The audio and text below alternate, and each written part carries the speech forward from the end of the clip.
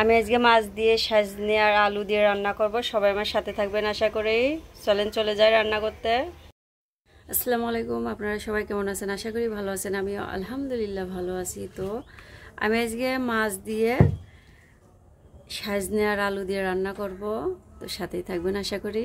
মাছটা আমি ভেজে নিব। আমি পরিমাণ মতন লবণ দিয়ে দিচ্ছি, আমি এখানে হলুদ গুঁড়া দিয়ে দিচ্ছি, শুকনা মরিচের গুঁড়া দিয়ে দিচ্ছি। আমি এটা ভালোভাবে মেখে নিব। তো আমার মাছটা ভালোভাবে মেখে নেওয়া হয়ে গেছে, আমি এখন ভেজে নিব। আমি এখানে নন স্টিক কড়াই তুলে দিছি, তো আমি সরিষার তেল দিয়ে দিচ্ছি পরিমাণ মতো। মাছটা ভেজে নিব। তো তেলটা গরম হয়ে গেছে, আমি দিয়ে দিচ্ছি মাছ।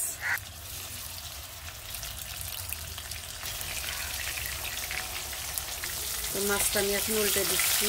তো পাঁচটা ভাজা হয়ে গেছে।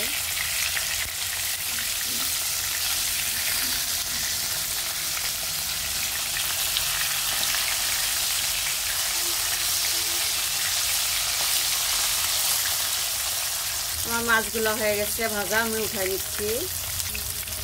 আমি এখানে পেঁয়াজ কুচি দিয়ে দিচ্ছি। পেঁয়াজগুলো হালকা বাদামি করব। আমি জিরা দিয়ে দিচ্ছি। আমি এখানে তেজপাতা চাল দিয়ে দিলাম, মানে দারচিনি। আমি এখানে পানি দিয়ে দিচ্ছি অল্পটুকু। আদা রসুন বাটা দিয়ে দিচ্ছি, সরিষা বাটা দিয়ে দিচ্ছি। আমি এগুলো ভালোভাবে মিশিয়ে নেব।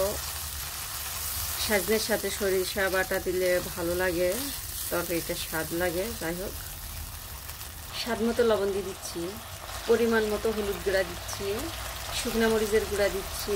1.5 চামচ দিলাম, 1 চামচ আর 1 চামচের হাফ। তো আমি এটা ভালোভাবে কষে নিব।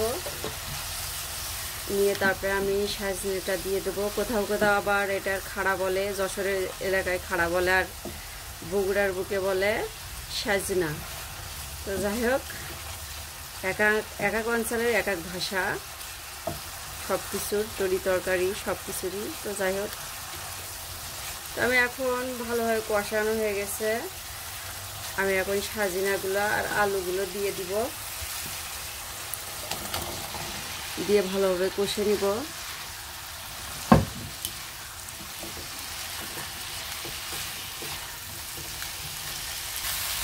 তো আমি এটা সুন্দরভাবে কষে নিব।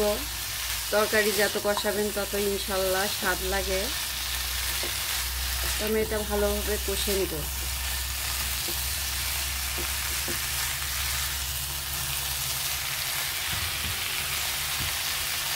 তো আমার ভালোভাবে কষে নেওয়া হয়ে গেছে মশলার সাথে। আমি এখন পরিমাণ মতো আবার কষানোর জন্য আমি এটা পানি দিয়ে দিচ্ছি কিছুটা।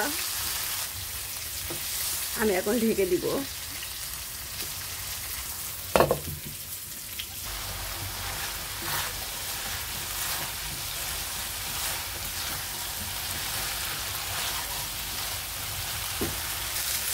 তো আমার এটাও কষানো হয়ে গেছে। আমি এখন ঝোলের পানি দিয়ে দিব।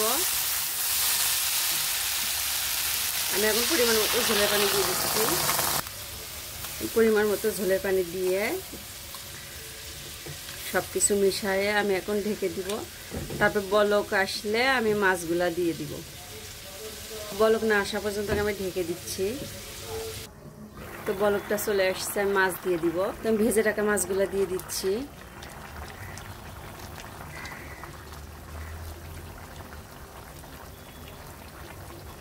তো আমি আবারও ঢেকে দিচ্ছি না হওয়া পর্যন্ত। তো আমার সাজনে আলু আর মাছের রেসিপিটা হয়ে গেছে। তো আমি এখন নামাই নিব। তো আমার সাজনের তরকারিতে আমি এখন জিরা ভাজি দিয়ে দিচ্ছি, জিরা ভাজির গুঁড়া।